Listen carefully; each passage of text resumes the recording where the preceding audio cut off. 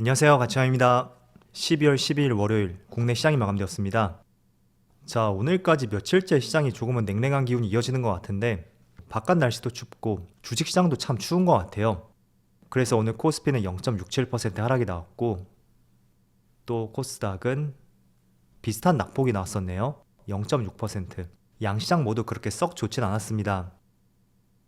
이어서 코스피의 상위 종목들을 보면 자, 오늘도 금융주를 제외한다면 별반 특이점을 찾아볼 수 없는 그런 움직임이었던 것 같아요. 반도체 관련주도 좋지 못했었고 또 2차전지는 약간의 흐름이 나뉘었던 것 같아요. SDI하고 LG화학, 소폭의 강보합으로 마무리되었다면 반대로 에너지솔루션은 오늘 낙폭이 조금은 크게 나왔었죠. 그리고 코스닥을 보면 코스닥은 컨텐츠 기업들 오늘 굉장히 흐름이 좋았다고 볼 수 있어요. 그래서 컨텐츠와 관련된 주제는 조금 뒤에서 말씀을 드려보고 그래도 나름대로 상위 종목들만 본다면 코스피보다는 코스닥 쪽이 조금 더 낫지 않았나 그런 생각이 드는 것 같습니다. 그리고 코스피의 수급을 보면 자, 오늘은 별다른 특징이 없었던 것 같아요. 누적 순매수를 보더라도 외국인이 180억 그리고 기관은 400억가량의 순매도가 나왔습니다. 과거 매매 패턴을 보더라도 굉장히 미미한 규모라는 것을 알 수가 있고 거래 대금도 5조 7천억이 나오면서 최근 한 달 내에 있어서 가장 저조한 거래 대금이었습니다. 아무래도 수요일에 FMCA가 있고 또 소비자 물가지수 발표를 앞두고 있잖아요. 그래서 관망하는 흐름이 나왔다고 생각이 되고요.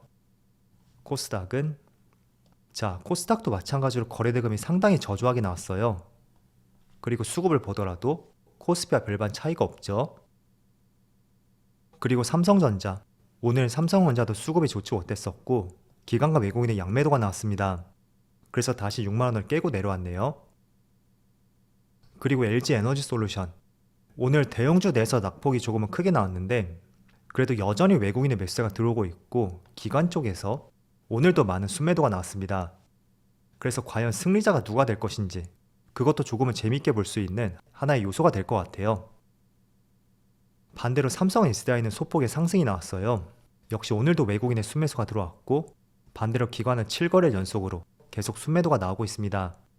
그렇지만 조금 전 에너지솔루션과 차이점이 있다면 에너지솔루션은 기관 쪽에서 순매도 규모가 외국인보다 많았었거든요.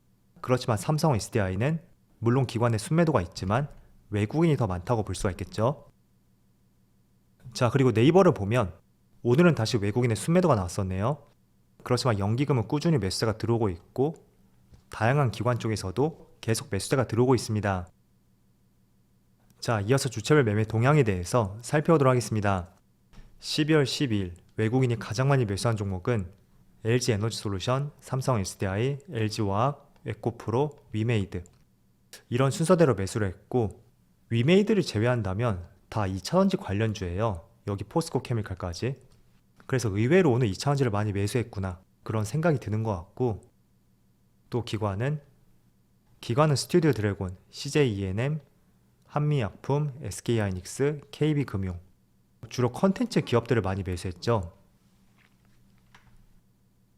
자, 이어서 해외 증시를 보면 지난주 금요일에 미국 증시의 흐름이 그렇게 썩 좋지는 않았어요. S&P 500이 0.7% 하락이 나왔고 특히 창 막판에 조금은 빠지는 모습이 나오면서 종가가 최저가에서 마무리가 되었습니다. 그리고 나스닥도 비슷한 규모의 하락이 나왔고 흐름 자체가 비슷하죠. 그래서 일봉으로 보면 11월 마지막 주 수요일 날 한 차례 강한 상승이 나오고 그 상승폭을 모두 되돌리는 모습이 나왔어요. 그래서 다시 한번 60일선 근처까지 지수가 내려온 것을 볼 수가 있고 자, S&P 500도 마찬가지로 11월 마지막 날의 상승분을 다 반납해버렸죠. 그리고 다우지수도 하락이 나오면서 전체적으로 12월은 기대감보다는 그 기대감과 반대되는 움직임이 나오는 것 같습니다. 어쨌든 이번 주에 중요한 이벤트가 있고 또 올해 마지막이 될 수 있는 큰 이벤트라고 볼 수 있어요. 그래서 내일 저녁이죠. 미국의 11월 소비자 물가지수 그리고 한 5시간 정도 지나고 나서 바로 이어서 FMCA가 있습니다. 그래서 전체적으로 이런 부분이 다음 주 수요일 국내 시장에게는 큰 영향으로 다가올 수가 있고 이미 선제적으로 지금 지수가 많이 움직이고 있는 것 같아요. 자, 전날에 미국 증시가 한 차례 또 빠졌던 것이 11월 생산자 물가지수가 발표가 되었고 그게 컨센보다 0.1% 상회하면서 시장이 약간은 부정적으로 다가왔던 것 같습니다. 어쨌든 생산자 물가지수라는 것은 시차를 두고 소비자 물가 지수에 영향을 미칠 수밖에 없거든요. 그래서 그런 부분이 조금은 껄끄럽게 다가온 것 같고요. 그렇지만 크게 상회를 했던 것도 아니고 단 0.1%를 상회했던 만큼 더 중요한 거는 내일 발표가 되는 소비자 물가 지수. 그게 조금 더 크게 영향을 미칠 것 같습니다. 그리고 제 개인적인 견해를 말씀을 드리면, 자, 나스닥을 보면 이때였을 거예요. 이때 나스닥이 7% 이상의 급등이 나왔어요. 그리고 다시 상승할 만하면 또 빠지고 또 상승할 만하면 빠지고 이런 패턴이 한 달 동안 이어졌었거든요. 그렇지만 조금 의미를 부여해보자면, 자, 지난달에 소비자 물가 지수가 발표되고 크게 지수가 장대 양봉이 나왔잖아요.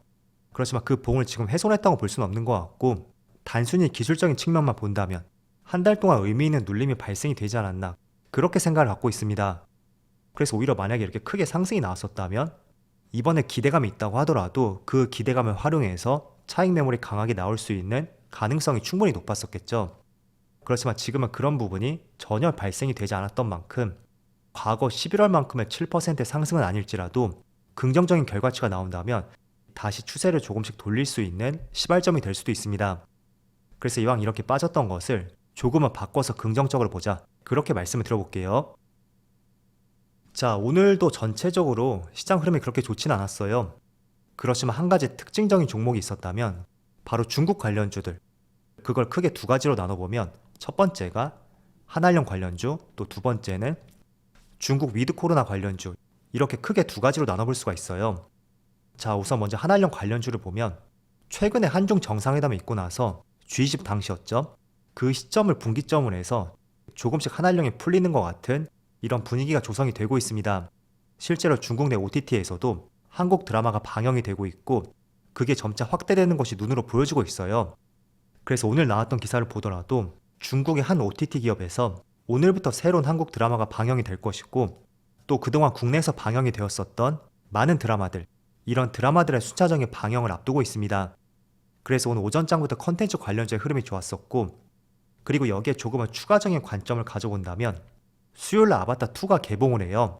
그래서 최근에 아바타2와 관련된 특히 바른손이라든지 바른손 ENA 이런 종목들이 크게 시세를 분출했었고, 그리고 아바타의 개봉 같은 경우에도 큰 틀 안에서는 전체적인 컨텐츠 관련주라고 볼 수가 있잖아요. 그래서 직접적인 연관성이 없다고 하더라도 많은 컨텐츠 관련주가 관심을 받고 있고 그게 조금 더 이어질 가능성이 있다, 저는 이렇게 보고 있습니다. 왜냐하면 정말로 한알령이 풀렸는지는 모르겠지만 실제로 이게 해빙기에 접해 들었다면 초입 국면이라고 볼 수 있고, 또 이번 주 내에 중국과의 외교장관 정상회담이 있습니다.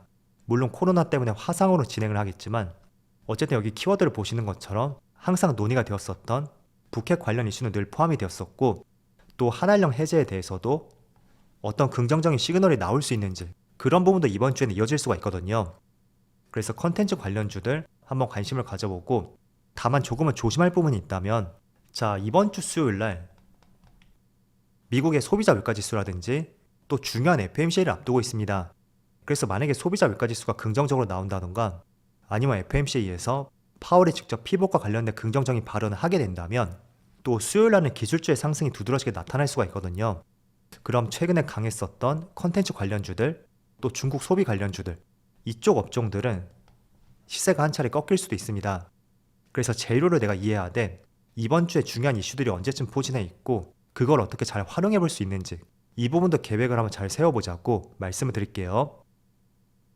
자, 그리고 추가적으로 중국과 관련된 종목 중에서 중국 위드 코로나 관련주에 대해서 말씀드려볼게요. 자, 중국에서 직접적으로 위드 코로나를 진행하면 6개월 내에 60만 명 이상이 사망할 것이다 라는 발표가 있었습니다. 자, 그래서 처음에 중국발 위드 코로나가 나왔을 때 가장 시세를 많이 분출했던 것이 바로 소비 관련주였어요. 화장품, 면세, 카지노 이런 종목이 되었었죠. 그런데 오늘은 조금은 새로운 종목들의 움직임이 나오고 있거든요.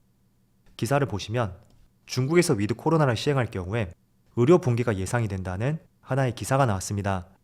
자, 그래서 과거에 국내에서도 코로나 확진자 수가 증가함에 따라서 크게 시세를 분출했던 업종들, 예를 들어 음압병실 관련주, GH 신소재, 그리고 산소호흡기 관련주들, 메가이시스 이런 종목이 한 차례 강세를 보여주었고, 또 오전장에는 중국 일부 지역에서 감기약 품귀 현상이 벌어지고 있다고 해요. 우리나라도 올 3월달에 그랬었죠. 그래서 감기약과 관련된 종목들, 영진약품, 국제약품 이런 종목들이 강세를 보여주었고 주제는 같지만 상승 섹터가 조금은 변화하고 있다. 그렇게도 볼 수 있는 것 같습니다.